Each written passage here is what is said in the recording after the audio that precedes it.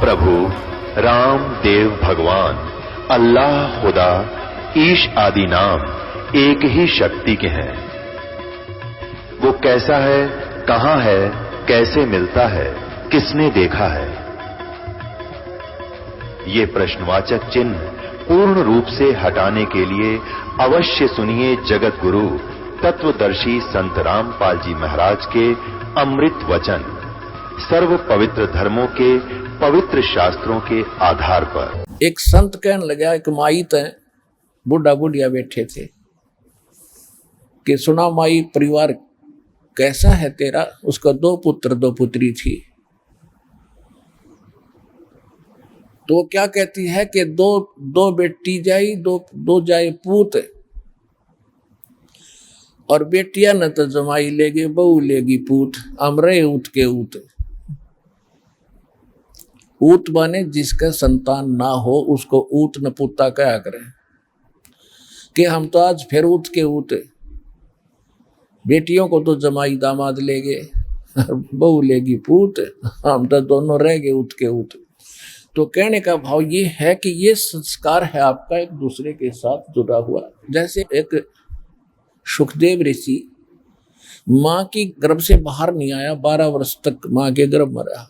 उसको ये पता चल गया कि बाहर आते ही एक ये त्रिगुणमयी माया, रजगुण ब्रह्मा, सतगुण विष्णु, तम गुण शिव जी का जो हमारे ऊपर प्रभाव है एकदम अटैक करता है, हमें अचेत कर देता।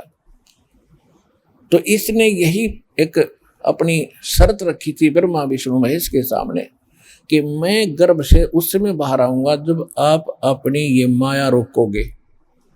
तो ब्रह्मा विष्णु महेश ने कहा भी ये तो ब्लड प्रेशर के सा काम है, ज्यादा हम भी नहीं रोक सकते, हमारे बस की बात नहीं, हम केवल इतनी देर रोक सकते, इतनी देर। तो उसने कहा ठीक है आप इतनी देर रोक दो। इतनी देर में वो बाहर आ गया माँ के गर्भ से, और ब्रह्मा विष्णु महेश तीनों चले गए। जब बच्चा उत्पन्न हुआ तो 10-20 मिनट के बाद एकदम खड़ा हो गया।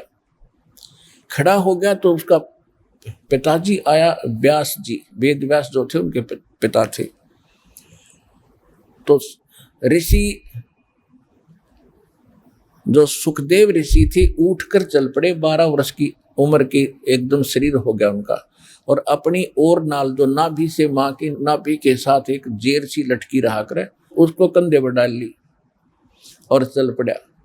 व्यास ने कहा था बेटा तेरी 12 वर्ष इंतजार की मैंने, मेरा पुत्र होगा, जन्म होगा। मैं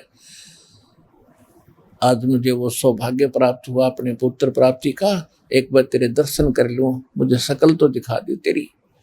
तो कहने लगा नहीं ऋषि जी, ना जाने कितनी बार आप मेरे बाप बोलिए, ना जाने कितनी बार मैं तेरा बाप बोलिया, ये तो बुरी बीमारी है, इब के मैं ये कटवा कर छोड़ूंगा और मैं आपको देखूं नहीं, क्योंकि विष्णु जी के गुण सतोगुण अनुसार मुझे आप में मोह हो गया, तो फिर ये टूटेगा नहीं। एक लेवा एक देवा दूतम, कोई किसी का पिता न पूतम। सुख संवेद में लिखा है कि सुखदेव ऋषि ये कहने लगे एक लेवा एक देवा दूतम, कोई किसी का पिता नहीं पूतम। ये ऋण संबंध जुड़ा एक ठाठा, अंश में सब 12 बाटा। पुणात्मा इतना भयंकर जाल है ये काल का, क्योंकि आप बालक हो और दूसरे आपके ऊपर ये प्रभाव तीनों गुणों का, इस माया का जबरदस्त है। कबीर साहब कहते हैं कबीर ये माया अटपटी सब गट आने अड़ी, और किस किस न समझाऊं या कुएं भांग पड़ी। अब ठीक है परमात्मा का ये ज्ञान जो सत्य ज्ञान है मालिक का दिया हुआ, ये एंटीबायोटिक काम करेगा, इस भांग ने उतारेगा और हम फिर सोधी मावेंगे और सत मार्ग पर चलेंगे। विचार करने की बात है, बहुत से प्रमाण हमारे सामने हैं। कैसी दुर्घटनाएं होती हैं, एक एक दुर्घटना में परिवार के 4-4, 5-5 सदस्य मारे जाते हैं। और एक तो ऐसी दुर्दांत घटना सामने आई थी अखबारों में, और बिल्कुल सत्य थी वह। नरवाना गांव के एक पूरा परिवार और सिरसा सत्संग में जावा था। एक बूढ़ा शेष रह गया 70-75 वर्ष का, वो घर पर रह गया, बाकी सारा परिवार भेज दिया सिरसा कि जाओ बेटा अपना कल्याण कराओ। वो दुर्घटनाग्रस्त हो गए, 12 सदस्य एक के दुर्घटना में एट द सपोर्ट खत्म हो गए, एकला बुढ़ा रह गया। अब बताओ, जिस आस में उसने सारा जीवन खोया था, मेरे पोता पोती होंगे, मेरा वंश चलेगा, और जो है ना ऐसा हो जाएगा। तो काल ऐसी घानी घाल है। तो इस लोक में अब वो क्या करेगा? 70 साल का ना दोबारा कोई वंश चलान जोगा, ये चले चलाए का नाश कर दिया, उसकी क्या आशा है कि वो फिर ठीक हो रहेगा? इसका कारण है कि वह सत्संग नकली, वहां ज्ञान नहीं, कोई भगवान नहीं, कोई आस नहीं, साथ नहीं। परमात्मा की शरण में जब इंसान आता है, अगर सच्चे दिलते हैं, सच्ची हमारी मर्यादा में चलता है, तो ये अटैक नहीं हो सकते। और ऐसे अटैक होते हैं तो भगवान नहीं है, फिर वो ना वो संत है, ना उसका कोई ज्ञान है, ना भगवान है। अब दूसरी बात रही, जैसे यहां हमारे सामने कई ऐसी चीजें आई हैं, कुछ ऐसी निकम्मी आत्माएं आती हैं सत्संग में, यहां पूरा ढोंग करती है, रक्षा सूत्र भी लेते हैं, नाम भी लेते हैं, सतनाम भी प्राप्त कर लिया है, गले में लॉकेट भी डालते हैं, और वो यहां केवल चोरी करने आते हैं। अब इस तरह का कोई आदमी दुर्घटना में मरता है, आम आदमी तो यूं कहेगा कि रामपाल का चेला था, लॉकेट भी हुई है, धागा भी हुई है। वो रामपाल का चेला नहीं था, वो तो काल का चेला था। ऐसी दुर्घटना में वही व्यक्ति मारे जाएंगे, लेकिन भगवान का भक्त और सच्चे दिल से जो लग रहा है, उसके निकट भी मौत नहीं आ सकती, उस मालिक के हुक्म बिना। और तो बात छोड़ो।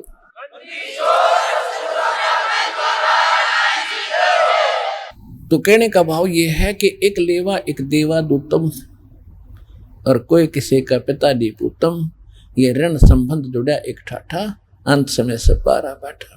अब ये बहुत लंबी कहानी, वो ना सुनाऊंगा, इसको समाप्त करता हूं कि ये प्रसंग जो चल रहा है। तो इसी प्रकार जिनके संतान नहीं है, उनका कोई लेन देन नहीं है। एक कथा सुनाते हैं, उसमें जल्दी निर्णय हो जाता है।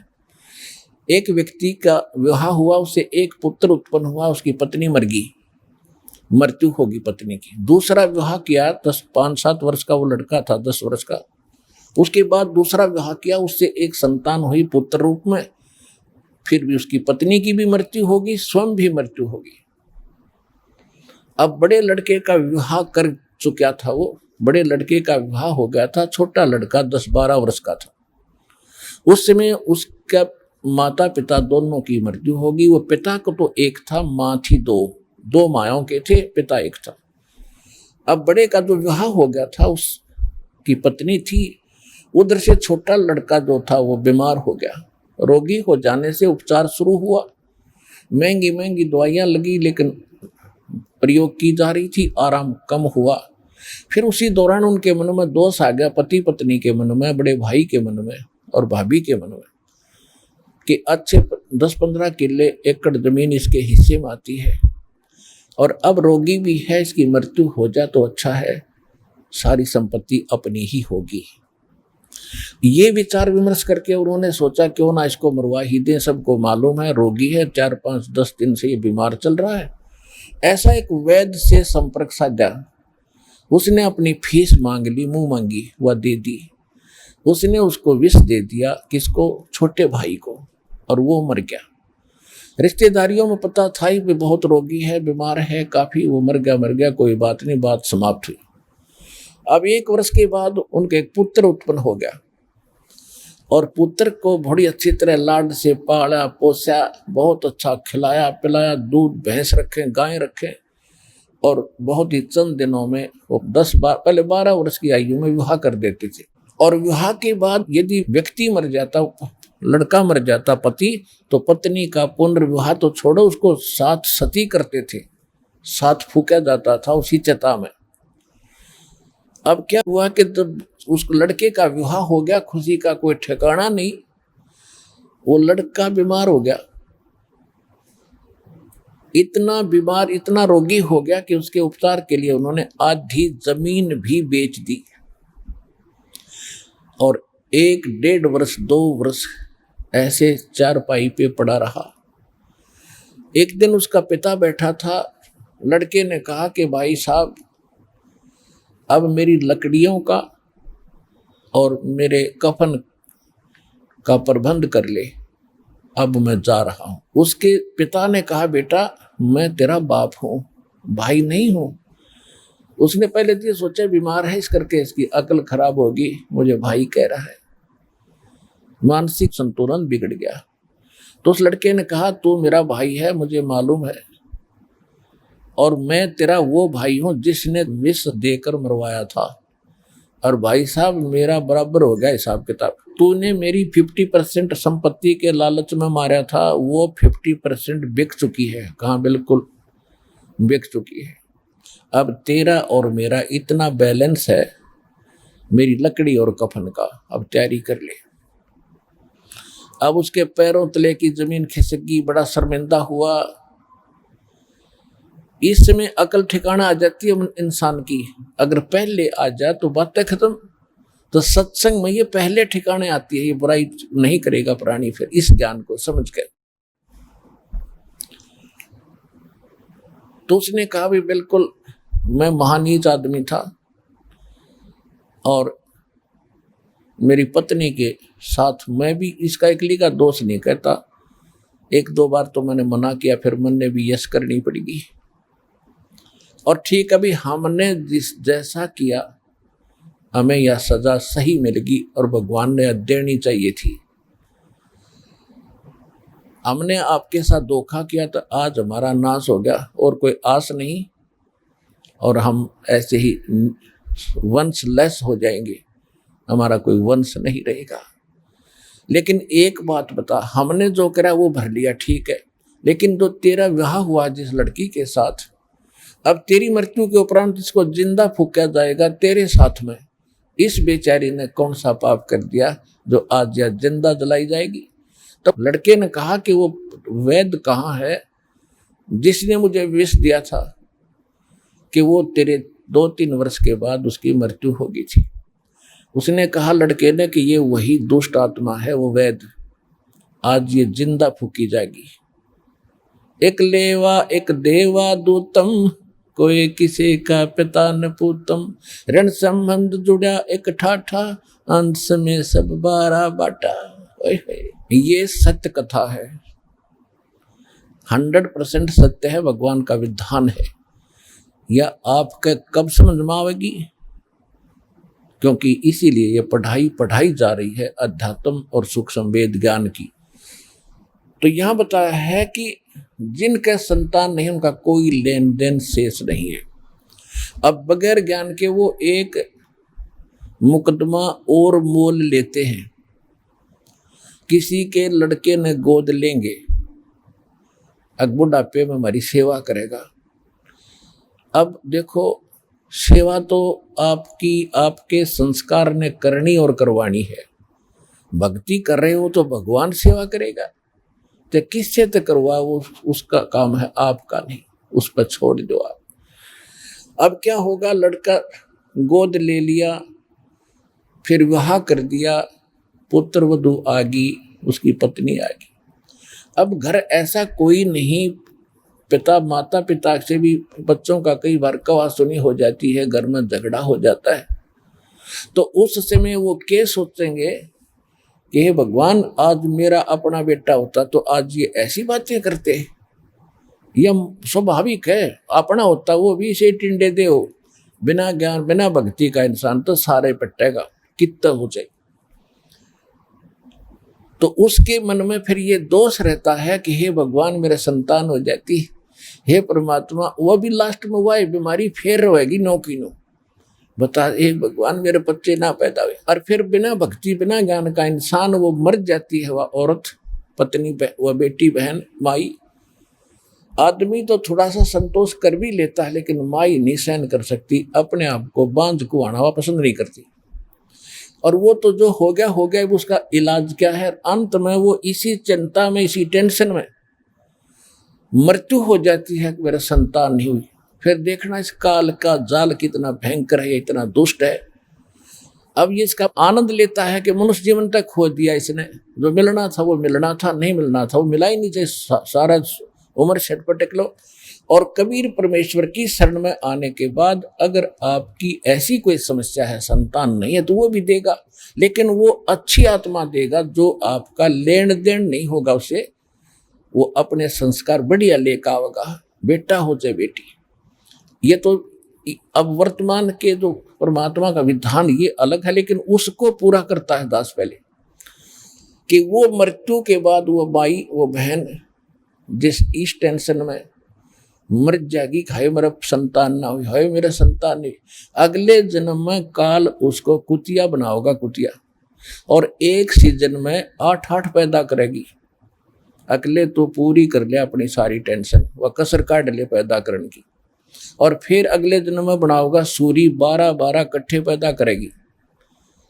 तो यह है भाई यहाँ का जाल, जब समझा जा तो ये काल का जाल है।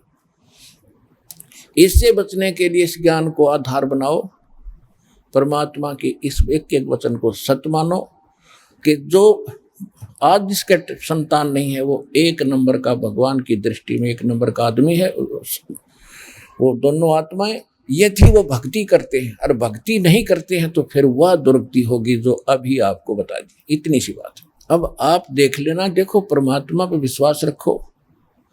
हम आपको बार बार कहते हैं कि यहाँ आने वाले प्राणी को सबसे पहले ये उद्देश्य होना चाहिए कि हमने मोक्ष प्राप्ति करनी है। बाकी रही जो यहाँ के संसारिक सुख, संतान हो जा कोई बात नहीं, दे देंगे भगवान, पर विश्वास करना पड़ेगा। और फिर भी नहीं देते हैं तो इस ज्ञान को आधार बना के अपनी आंख बंद करके संसार से मन हटा के अपनी माला हाथ में रखियो, और चाहेगा तो भगवान आपका हाथ जुड़वा देगा। संतान की कोई बात है? यहाँ कई हजारों की संख्या में ऐसी बहनें हैं जो कहती है 15 वर्ष हो गए थे मेरे विवाह को, सारा कुछ करके थक लिए थे, आज उनको संतान है, कोई 8 वर्ष से, कोई 10 वर्ष से, कोई 20 वर्ष से, और संतान दे दी। संतान को इसके घर में दूर नहीं है, लेकिन हम ज्ञान ना होने से एक का डिमांड रख लेते। उस देने के लिए भगवान आपको आपकी पूरी परीक्षा लेगा, पूरा धैर्य देखेगा कि जय ये डटी रही, सच्चे दिल से मेरी इस ज्ञान पर लगी रही तो ऐसी संतान देगा, क्योंकि उसने मोक्ष उसका भी करवाना जो आपके घर में भेजेगा, वो अपनी विशेष आत्मा भेजेगा। और ऐसे डगमग व्यक्ति को वो संतान नहीं देगा, ये सोचेगी कि एक बालक होगा फिर देखूंगी, फिर देख लूंगी, वो पूजा पाठ करेगी, वो मालिक से छुपे नहीं, उसकी आगे की जो सोच है वो भी मालूम है। तो यहाँ दास ने देखा एक बहन, आपने इंटरव्यू भी दिया उसने पहले, उसको नाम लेने से पहले भी 10 वर्ष शादी को हो गए थे, 12-13 वर्ष, और नाम लेने के बाद भी 4 वर्ष के बाद उसको संतान दी। दाता ने उसकी दृढ़ता देख करके ईब अब तो नहीं, या कितने झाड़ फूक वाले थोड़ा धक्के खाती है, या कोई किसी से छोरा उनके लड़के उनकी दवाई दुई तो नहीं खाती। जब उसने चारों तरफ से सरेंडर कर लिया, उसको इकट्ठी 2 बेटी दी 1.5 वर्ष पहले, और अभी 4-5 महीने पहले इकट्ठे 2 लड़के दे दिए। वाले बहन अब और मांग लिए, कितने मांगेगी, हाथ जुड़वा देगा तेरे। तो कहने का भाव ये है दास का कि इसके दरबार में कमी नहीं, और तुम ये ही मांगोगे तो इसके अंदर ढूल आ देगा। इसलिए तो अपने बच्चे भेजने हैं प्राइम टाइम में मोक्ष प्राप्ति के लिए, लेकिन उनको देगा जो पक्के हो जाएंगे। हे परमात्मा, आपके सिवा सपने में भी किसी की आस नहीं करेंगे हम, और फिर देखना आप सब कुछ देगा, ये सब कुछ यहाँ जो आपने चाहिएगा। तो अब जब उस प्रसंग पर आते हैं जो दास आज प्रारंभ करने जा रहा था, इसके लिए भूमिका बनी है। अब जैसे नीरू और नीमा, ये कौन थे? सुदर्शन जी के माता पिता थे, और परमात्मा ने प्रॉमिस कर दिया थे न पार करूंगा, और पार करूंगा तो ये जो आपकी तरह फंसा के छोड़ दे, संतान दे दुआ कर पड़ हो जाए, भक्ति करे नहीं, तो वो परमात्मा नहीं चाहते थे, उनको पार करने का प्रॉमिस किया था। उससे पहले जो नीरू नीमा रूप में वो यानी गौरी शंकर सरस्वती रूप में जन्मे थे, उससे पहले भी उनके 2 जन्म और ब्राह्मण कुल में हुए हैं, और दोनों ही पति पत्नी रहे। और परमात्मा उन जन्मों में भी मालिक उनसे जाकर बालक रूप में मिले, वो माने नहीं, ऐसे नहीं मिले उनको, वैसे एक 3 साल के बालक के रूप में उनके घर के सामने खड़ा खड़े बैठे, ऐसे बैठ गया आकर। वो बच्चे को नगरी में पता किया भाई किसका है किसका है, सब जगह पता कर लिया भाई पता नहीं किसका है। तो फिर उन्होंने सोचा भाई किसी का नहीं है तो हम पाल लेते, हमारे संतान है नहीं। परमात्मा ने 1 महीने 2 महीने के बाद कहा कि मैं तुम्हारा गुरुजी हूं, मुझसे दीक्षा ले लो। हाँ, वो दोनों पंडित थे और वो जगत के गुरु अपने आप को मान रहे। 1-2 वर्ष कहा बेटा ऐसे नहीं बोला करते हैं, हम तुम्हारे माता पिता हैं। परमात्मा तो आए इसलिए थे कि मैं तुम्हारा गुरु हूं, मुझसे दीक्षा लो, तुम जो साधना करते ही व्यर्थ है, क्यों जनता को भ्रमित करते हो तुम। उसने पंडित जी ने परमात्मा के एक दरा थप्पड़, ये बकवाद करे तो चुप बैठे। अंतर ध्यान हो गए उसी समय, ऐसे थप्पड़ मारने लगे, अंतर ध्यान हो गए। अब दोनों रो टक्कर मार मार के, हे भगवान आप तो परमात्मा आए थे, फरिश्ते आए थे। अब इस तरफ में वो 5-10 वर्ष के बाद मृत्यु होगी। अब वो कसक बना के भगवान की, अगले जन्म में फिर मिले 7 वर्ष की आयु का बच्चा, फिर भी उन्होंने नहीं माना, ऐसे अंतर ध्यान हो गए। अब तीसरे जन्म में फिर ऐसे मिले शिशु रूप में जो आया ही करते। अब भी वो निसंतान थे, 2 जन्म पहले भी निसंतान थे। परमात्मा नहीं चाहते उनका फांसी गाल है, वो तो उनको पार करना उद्देश्य था, और नहीं तो वो उनको संतान भी दे सकते थे। अब उनकी उस डिमांड को कि हम, उसने तो एक करंट ला रखी थी, नीमा ने, हे भगवान, हे शंकर भगवान एक जातक दे देता तो हमारा भी संसार में जीवन हो जाता, हम मुंह दिखाने जोगे हो जाते। बगैर ज्ञान के इंसान को ऐसा बहुत सी प्रताड़ना झेलनी पड़ती है। अब जिस दिन परमात्मा सतपुरुष कबीर साहब सतलोक से आकर कमल के फूल पर काशी शहर में लहर तारा तालाब पर आकर के विराजमान हुए, जो दास अभी आपको कथा सुना रहा था कि अष्टानंद तो चले गए अपने गुरु रामानंद जी के पास, उधर से वो नीरू और नीमा आ रहे थे स्नान करने के लिए सुबह सुबह। उस पहले दिन नीमा की कोई रिलेटिव आ गई, कोई नाती रिश्तेदार, और जब बहनें इकट्ठी होती हैं तो कुशल मंगल पूछती हैं, घर में सुनसान देखती हैं तो कहती है भगवान, हे अल्लाह, एक जातक तो आपको प्राप्त कराना ही चाहिए था आपकी बेटी को। हे नीमा, एक बालक होता तो तेरा जीवन सफल हो जाता, संतान बिना तो जीना ना जीना बराबर होता है। यानी ये संसार के लोग ऐसे इंजेक्शन लगा देते हैं, स्वयं कुछ संतोष करे तो ये कर्ण नहीं देते। कुछ भूल सी पड़ती है, कोई ना के एक ऐसी चर्चा कर ही जाता है। तो क्या हुआ, वो सारी रात करवट लेती रही है, भगवान संतान होती है, शंकर भगवान एक जातक दे देते मैंने, क्यों उसके बाद फिर तड़फ जाएगी, 60 साल की उम्र होगी, फिर तड़फ जाएगी कि एक संतान तो हो ही जाती। सुबह उठकर नीरू कहने लगा चलो स्नानार्थ चलते हैं। वो रास्ते में रोती हुई जा रही है और भगवान शिव जी से अर्ज लगा रही है। वो भले ही मुसलमान बन गई थी, लेकिन भगवान शंकर उनके हृदय से हट नहीं रहे थे।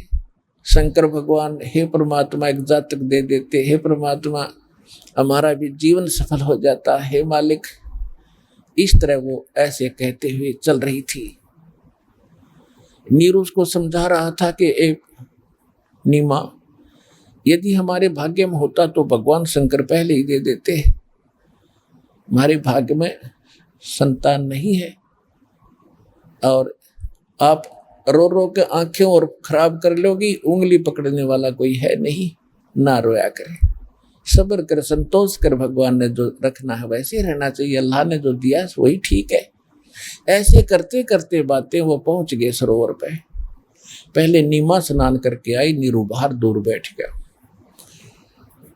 नीमा जब स्नान करके बाहर आ गई तो नीरू स्नान करने के लिए सरोवर में गया, और नीमा अपने कपड़े चेंज करके जो कपड़ा बांध कर शरीर का नहाई थी उसको धोने के लिए पुनः किनारे गई। तब तक कुछ रोशनी सी हो गई थी, सूर्य उदय होने वाला था। उसने क्या देखा, कमल के फूल पर एक बालक ऐसे ऐसे हिल रहा, उसका पैर। उसने पहले देखा कि कोई सर्प ना हो, मेरे पति को डस ना ले।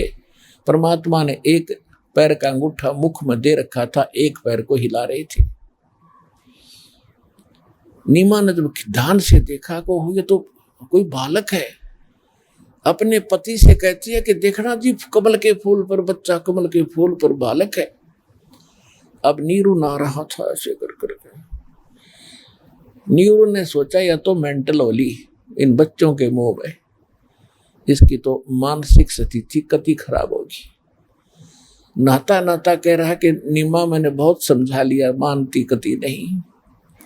अब तुझे इतना मोह हो गया, इतनी मेंटल पागल होगी, तुझे जल में भी बच्चे दिखने लगे, तो शांति कर, कुछ सब्र कर, विचार कर।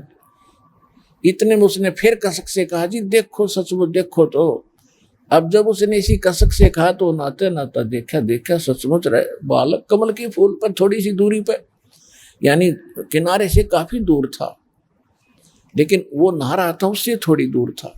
तो एकदम जाकर के बच्चे को उठा लिया, कमल के फूल के समेत उठा लिया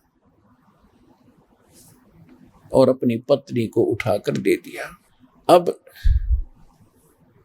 इस बच्चे को नीरू कह रहा था रख दे यहीं पर, अपने आत्माओं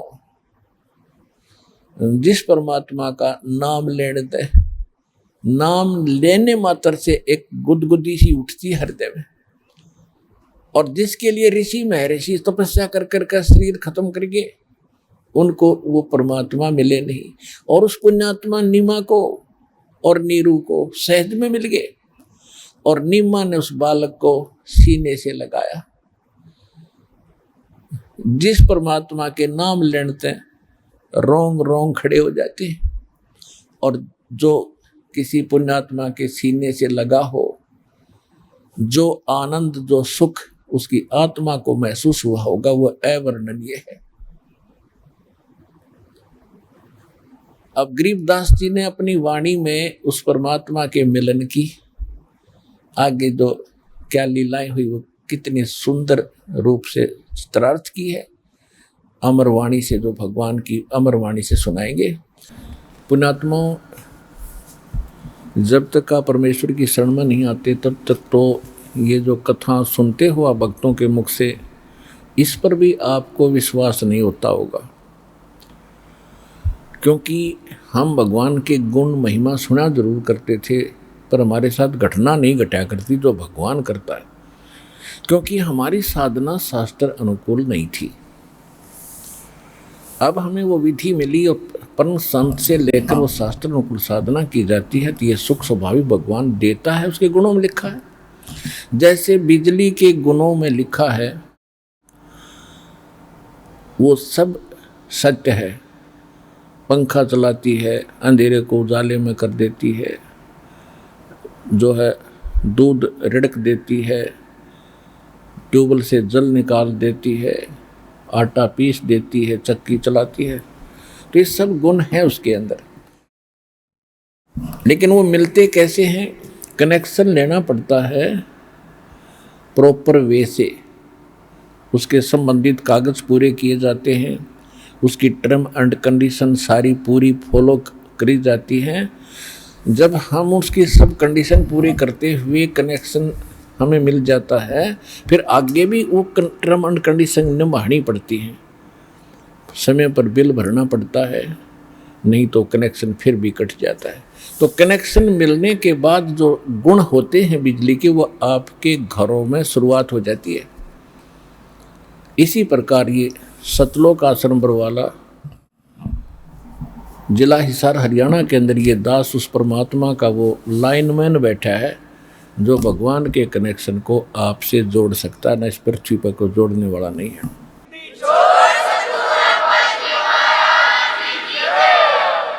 अब परमेश्वर कबीर जी के विषय में आदरणीय गरीबदास साहिब जी ने कैसे चित्रार्थ की है भगवान की महिमा को।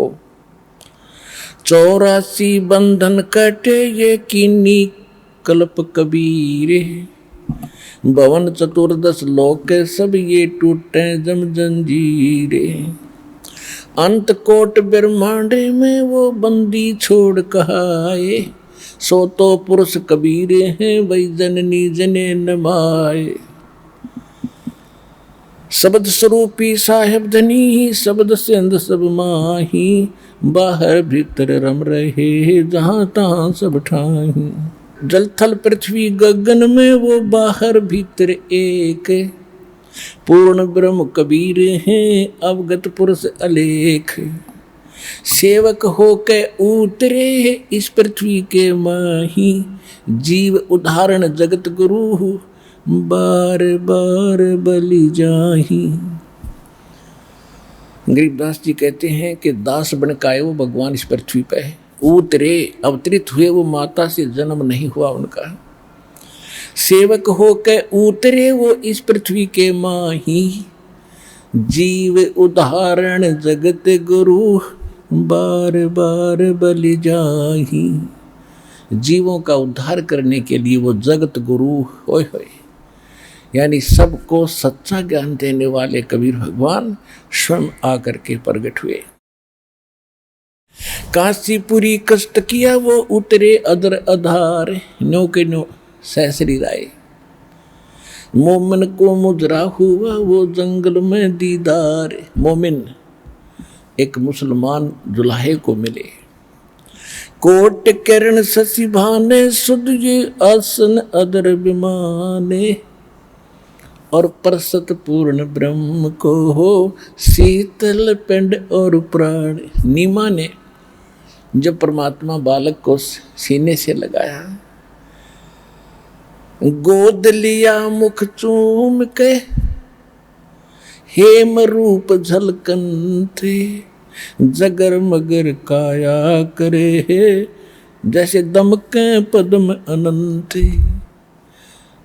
नीमा ने बच्चे को उठाया, गोदी में लिया, सीने से लगाया और उसका मुंह चूम्या, प्यार किया।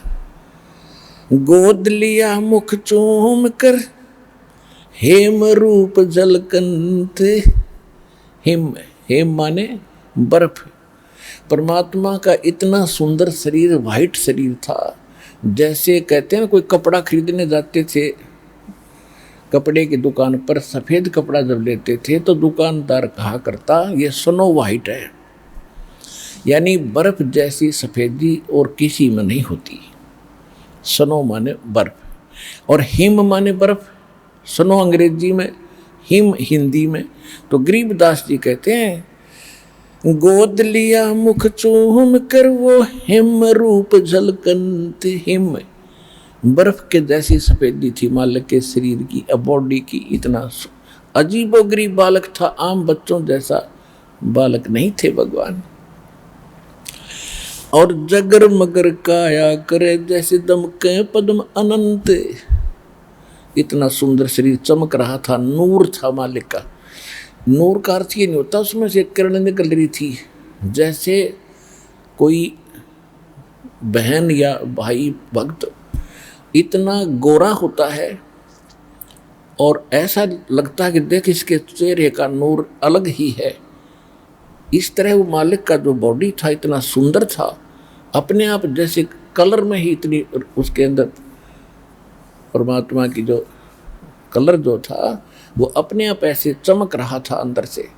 तो यहाँ बता रहे हैं, काशी उमटी गुल बया फिर मोमन का घर घेरे, कोई कह ब्रह्मा विष्णु है, कोई कह इंद्र कुबेर, कोई कह वरुण धर्मराय है, कोई कहत है ईसे, 16 कला सुभान गति, कोई कह जगदीश।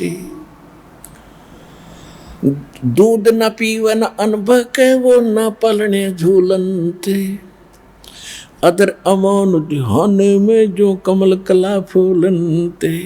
भक्ति मुक्ति ले उतरे, गरीबदास जी कह रहे हैं भक्ति और यथार्थ मुक्ति मार्ग को लेकर परमात्मा स्वयं उतरे, अवतरित हुए। भक्ति मुक्ति ले उतरे वो मेटन तीनों ताप, कहते तीनों तापों का नाश करने के लिए परमात्मा स्वयं आए, अपने बच्चों को सतभक्ति देकर उनको दुख निवारण करने के लिए। भक्ति मुक्ति ले उतरे वो मेटन तीनों ताप, मोमिन के, मोमिन माने मुसलमान के, मोमिन का डेरा लिया फिर उसे कहे कबीरा बाप। कि उस मुसलमान नीरू को परमात्मा पिताजी कहते हैं, बाप कहते हैं, कहकर पुकारते हैं, दूध न पीवन अनभक न पलने झूलनते,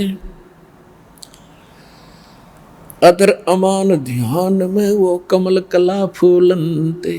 अब गरीबदास जी क्या बता रहे हैं कि परमात्मा ना अन्न खा रहे थे ना दूध पी रहे थे, और शरीर इतना स्वस्थ और फल रहा था जैसे कमल का फूल, कमल के फूल को जो उगता है सरोवर में, और उसमें चाहे कितना ही पानी छोड़ दे और नहर का, अगर पानी का लेवल ऊपर बढ़ता जाएगा तो कमल का फूल ऊपर रहेगा उसके, चाहे 100 फुट पानी बढ़ चढ़ जाए तो 100 फुट ही कमल ऊपर पहुंच जाएगा, रहेगा पानी से ऊपर। यानी इतनी स्पीड से बढ़ता है वो कमल का डंठल। तो यहाँ परमात्मा के विषय में गरीबदास जी कह रहे हैं कि ना तो दूध पीवे ना अन्न खा रहा था, और स्वस्थ ऐसा था, शरीर ऐसे फल रहा था, फूल रहा था, बढ़ रहा था जैसे कमल का फूल बढ़ता है। जैसे बच्चा रोजाना किलो दूध पीता हो, इतना स्वस्थ नजर आ रहा था। दूध न पीवे न अनभक नहीं पलने झूलन थे, अदर अमान ध्यान में वो कमल कला फूलन थे। कोई कह छल ईश्वर नहीं कोई किन्नर के लाए, कोई कह गण ईश का जो जो माँ तेरे साए। अब बच्चे ने कोई कुछ कह रहा था, कोई कुछ कह रहा था, जितने भी नाम धरे थे, कोई कहता यू वैसे ही, कोई ऐसे ही आ गया, कोई भूत प्रेत की आत्मा होगी इसमें। तो इन बातों से नीमा बहुत दुखी हो रही थी। दुनी कहे यू देव है, देव कहते हैं ईश, ईश कहे ये तो पार ब्रह्म है, पूर्ण विश्व बीश। अब कोई कहे यू देवता है, कोई कहता है, कहते यहाँ के भगवान भी ये कह रहे थे कि नहीं ये तो कोई और ही शक्ति है। ऐसा गरीबदास जी चित्रार्थ कर रहे हैं कि वो ऐसा सोच रही थी। फिर परमात्मा का नामांकन करने के लिए काजी आगे कुरान ले गए। काजी आए कुरान ले, दर लड़के का नाम है, अक्सर अक्सर मैं फुरा धन कबीर बल जाऊं मैं। सकल कुरान कबीर है, हरफ लिखे जो लेखे, काशी के काजी कहें या गई दीन की टेक। अब जो परमात्मा का नाम रखने के लिए काजी आगे नामांकन करने के लिए, अब वो क्या करते हैं, कुरान शरीफ एक उनकी पवित्र पुस्तक है, उसको ऐसे खोलते हैं और खोलते ही जो प्रथम अक्षर होता है उसके नाम पर उसका नाम रखा जाता है। जब कोई रैसे है तो रफ़ीक अहमद, सैसे है तो शफीक अहमद। उसमें क्या निकला, कबीर।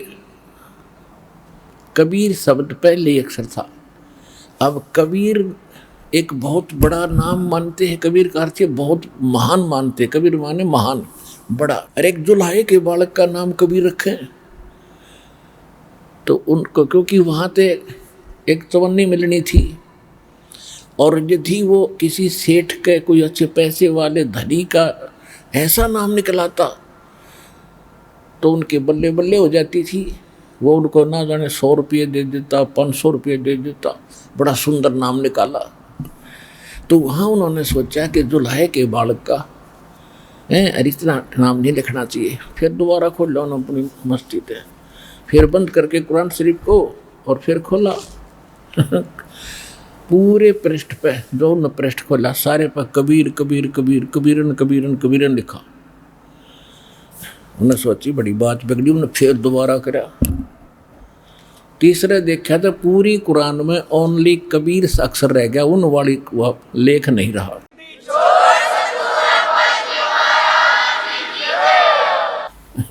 और परमात्मा कहने लगे काजी और मुल्लाओ मेरा नाम कबीर ही रहेगा। फिर क्या होता है कि वो तो चले गए पटक के कुरान न रख लो कबीर, हो गया कबीर, कौन बैठा उसने, जो नाम वो लेकर आए थे तो चलना ही था।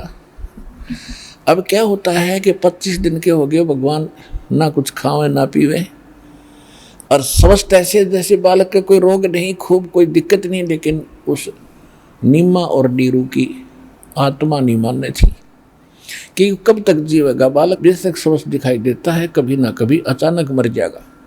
उनको इतनी टेंशन रहती थी। एक दिन उसने अपने पति से कहा कि आप कहीं झाड़ फूक करवाओ, किसी से पता करो। सब झाड़ फूक करवा लिए, सब सयाने सुने बुला लिए, कोई फर्क नहीं पड़ा। फिर रामानंद जी एक बड़े प्रसिद्ध ऋषि हुए थे, जो अभी आपको बताया था उनके विषय में।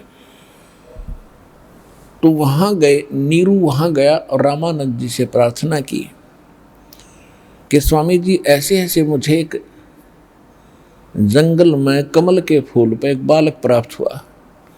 अब वहाँ क्या है कि वो डरते नूना बताओ थे, कमल के फूल पे मिला तो कोई मन न कोई ना। तो रामानंद जी के सामने कहा जी मैं ऐसे घूमन गया था और वहाँ पर मुझे एक बालक मिला है और बड़ी खुशी हुई मेरे को। मैं निसंतान था, परमात्मा ने मुझे, अल्लाह ने मुझे पुत्र दिया। लेकिन समस्या ये है ऋषि जी, वो कुछ खा ना रहा ना पी रहा है, वो मरेगा। तो रामानंद जी ने कहा कि भाई देखो, पिछले जन्म में तू ब्राह्मण था और इस जन्म में भी तू ब्राह्मण था, तेरी कोई करनी में फर्क पड़ गया और जिस कारण से तू मुसलमान बन गया, किसी का दोष नहीं है, तेरे कर्म का फल है। फिर भी तूने जो पुत्र प्राप्त हुआ है उसके लिए, वो भी कोई विद्वान पुरुष है, कोई सिद्ध पुरुष है, और उसके लिए कोई कंवारी गाय ला और वो कंवारी गाय दूध देगी तो वो दूध पीवेगा। तो ये बात उस नीरू के गले उतरी नहीं, कंवारी गाय दूध कैसे देगी।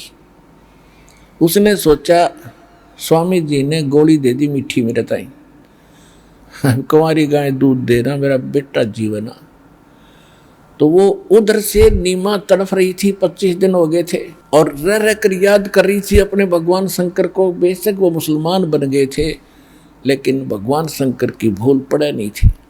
और उस दिन वो कैसे याद कर रही थी कि हे शंकर भगवान, आपको एक ही दिन हमने हृदय से पुकारा था, आपने मेरी पुकार सुन ली, एक पुत्र दे दिया।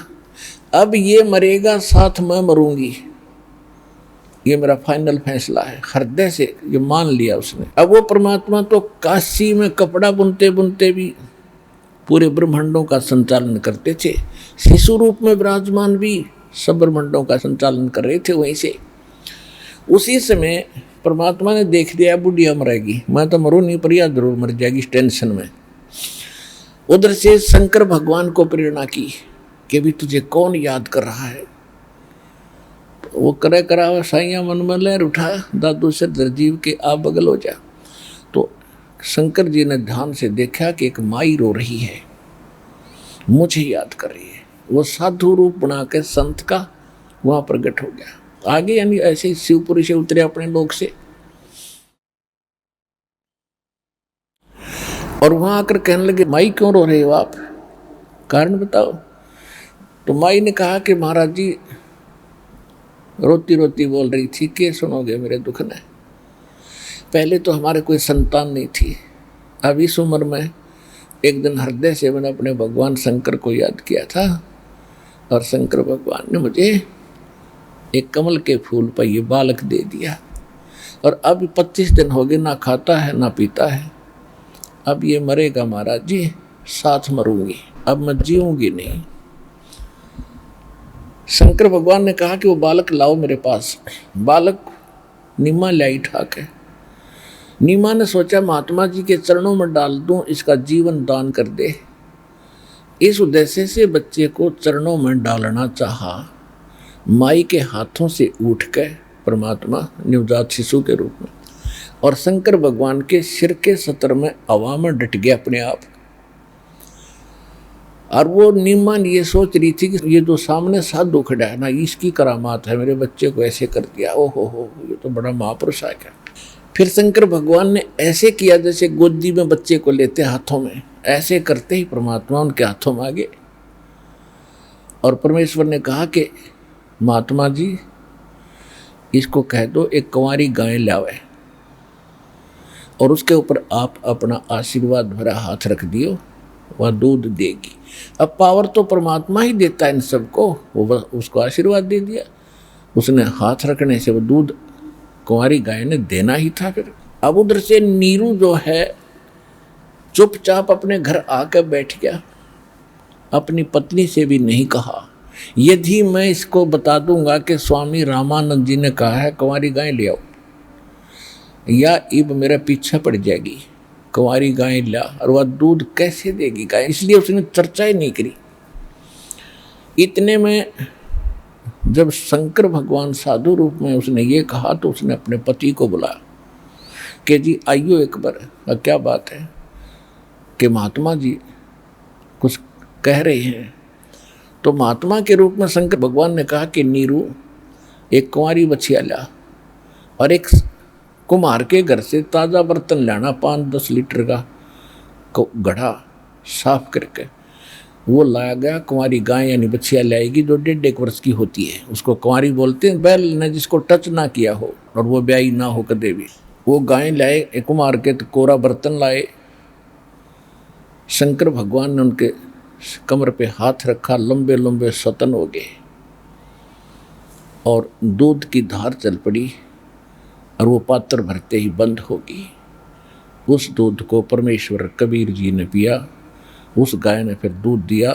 इससे मालिक की परवरिश की लीला पूर्ण हुई बचपन की।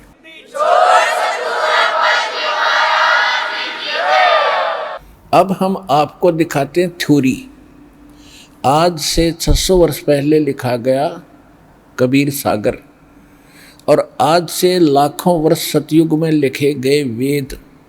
वेद आज तक विश्व के अंदर वेदों को कोई ये कहने वाला व्यक्ति नहीं है कि वेद गलत है, और जो वेदों को गलत कहता है वो सिरफिरा व्यक्ति है, बुद्धि भ्रष्ट इंसान है।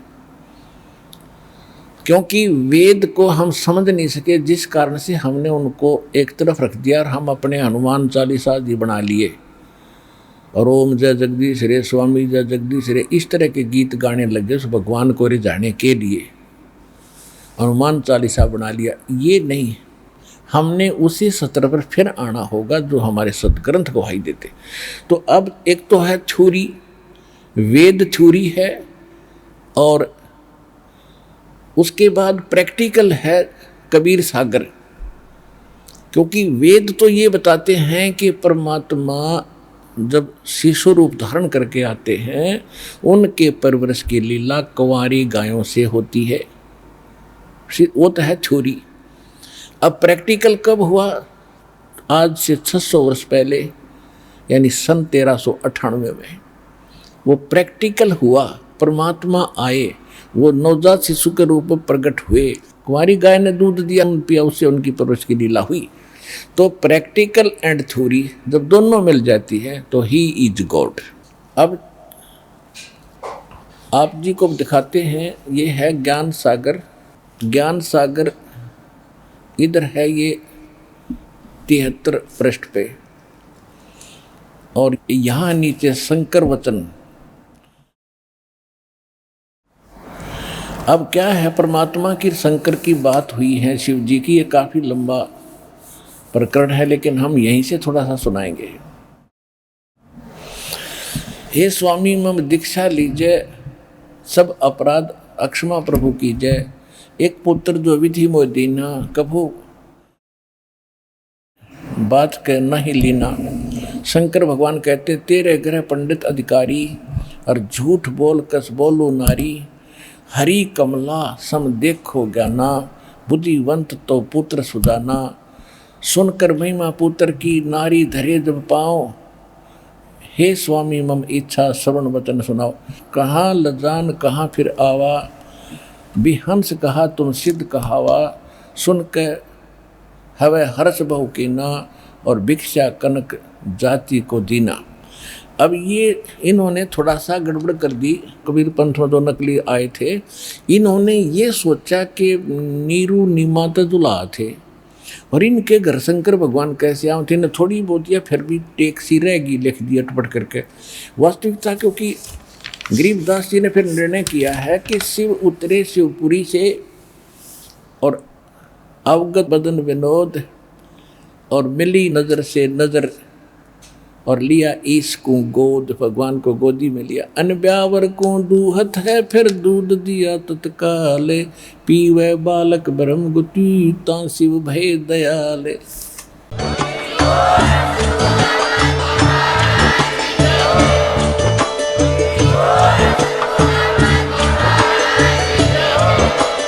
आप सुन रहे थे जगत गुरु तत्वदर्शी संत रामपाल जी महाराज जी के मंगल प्रवचन। अधिक जानकारी के लिए विजिट कीजिए हमारी वेबसाइट www.jagatgururampalji.org। संत रामपाल जी महाराज जी के शुभ आशीर्वाद से पूरे विश्व भर में 500 से भी ज्यादा नाम दीक्षा केंद्र हैं, जिन पर संत रामपाल जी महाराज जी द्वारा ऑनलाइन निशुल्क नाम दीक्षा दी जा रही है। अपने नजदीकी नाम दीक्षा केंद्र का पता करने के लिए संपर्क करें 8222880541।